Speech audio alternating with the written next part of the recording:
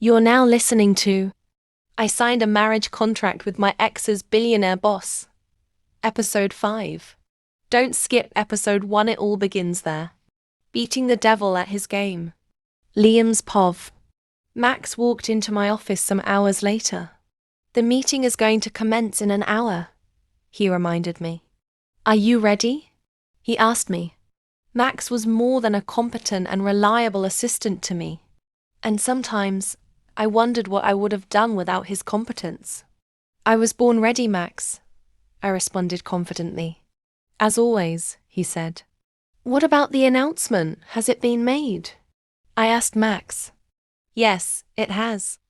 The moment I received the contract from Barrister Ian with her signature on it, I sent out the announcement in both your names. He responded diligently. You always do a great job, Max. I hope I tell you enough, I told him. I expected him to leave, but he didn't.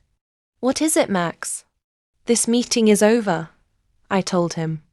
I have a meeting to prepare for, I added. But you just said that you were ready. What other preparations are you talking about? Max asked me. I rubbed my forehead with my middle thumb, because as much as Max was excellent at what he did, he could also be a pain in the butt, and it was exhausting. And I knew that this was because I had given him enough leverage as my employee. And of course, allowed a deeper relationship to grow between us. Not that I regret it anyway. Okay, what is it? I asked him. The earlier he got whatever was in his chest off, the faster I would be able to return to what I was doing. Can I say something? Max asked. Didn't I already give you permission? I asked, exasperated. You are my boss and I always want an explicit permission so that I know that even though I step out of line with my observation, you will not hold it against me, Max argued. You would have made a fine lawyer, Max, but anyway. You have the permission to say whatever you want to say and it will not be held against you. I assured him. I think Miss Emma is not just an interesting lady, but she is also intriguing, Max stated. I glanced at him. He wasn't wrong because I also felt the same way about Emma. But then again, I couldn't understand how he could have come to that conclusion about Emma when he just met her for the first time. And you know this, Hal. You barely know her, Max, and the few hours that she was here. You were at your desk, I reminded him. I am very observant about people, sir, Max responded. I didn't want to even continue arguing with him, majorly because the clock was ticking, and the meeting that I had in less than an hour now was the most important meeting of my life. This was the meeting that would decide my position in the next decade. Barrister Ian, Max, and I had been working tirelessly for months for this day. Days before now, I was deeply worried about it, because I didn't know what to do, or how I would have been able to handle it. Every other person on the outside had no idea what was going on underground in the company. They had no clue, including Ryan. All he had been concerned about was trying to get the huge contract from me. Before Emma came into the picture, I only stalled his requests because there were more crucial matters to be sorted out. The only men that knew about it were my dad, Max, Barrister Ian, and my childhood friend, Lucas Rivera. And even he didn't know much about the whole thing because I didn't give him deep details about it. It was too sensitive to just let out like that. All right, so are you done with what you wanted to say? I asked Max.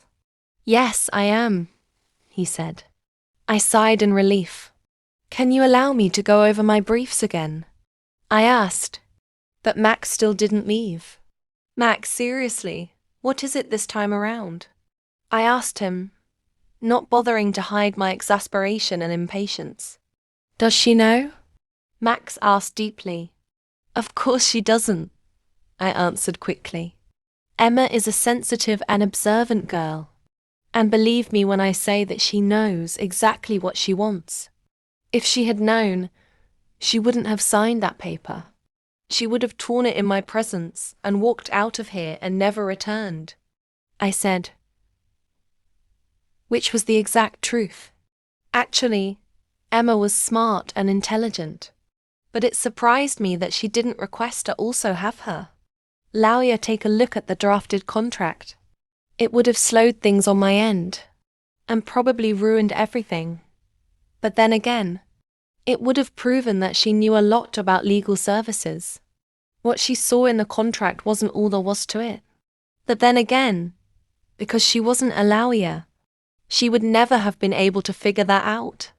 Barrister Ian and I had already discussed the whole thing, and it was premeditated. Why do you think I asked her to marry me just out of the blue? I asked Max. Max cleared his throat. Mr. Liam, I have been working for you for years now, and you know that I am very loyal to you. I would stand with you and support you for whatever decision you make. Max started deeply. Max, where are you going with this? There is no time for this, I snapped impatiently. Aside from the fact that she seems smart and intriguing, I genuinely believe that she likes you, and you like her as well, which is something I have never seen or noticed with you and other women. Max continued. At this point, I was already exasperated. Just cut to the chase, will you? I urged Max. What I am trying to ask is, do you think it is okay to let her sign a marriage contract blindly? Max asked carefully, not wanting to offend me. You are sounding like I am about to do something evil to her or something. I said to Max, it is just a bloody contract to get me through this. That's all. Besides, she is going to be benefiting from it. She just doesn't know this yet, I added tightly. Max swallowed. I need to get back to what I was doing, and you need to return to your desk, I ordered. Yes, sir, Max said, turned and walked out of my office. The moment he stepped out, I brushed off his concerns. Because there was no going back now. He unintentionally tried to make me feel like a monster when in reality, I was only trying to save myself. The good thing about the contract was that Emma would not just be benefiting financially from it, but it would not affect her negatively in any way. And that was fair enough. When it was time for the meeting, I grabbed my documents and walked out of my office.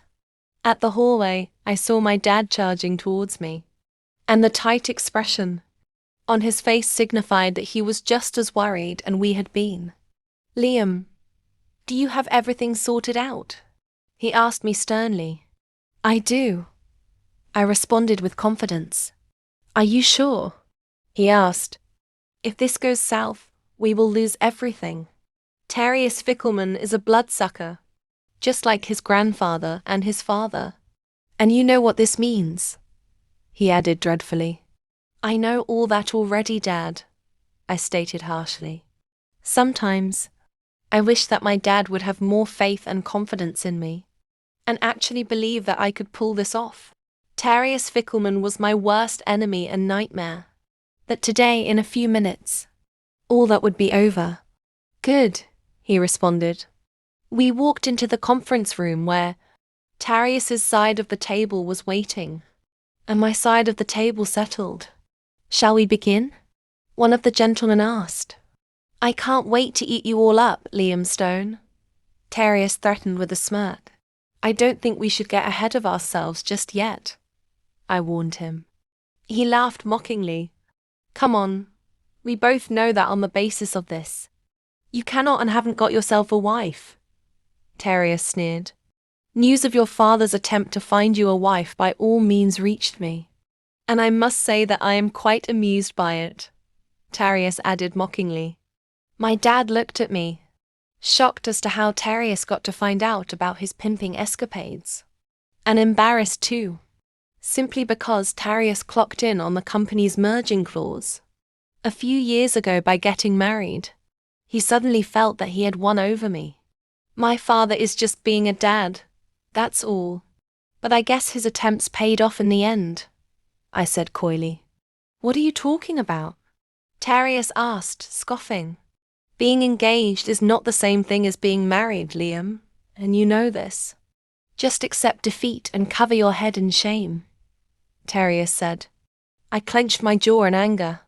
He was really an annoying prick, and I would have actually hated myself if I had allowed him to win. With confidence, I slapped my marriage certificate on the table for everyone to see.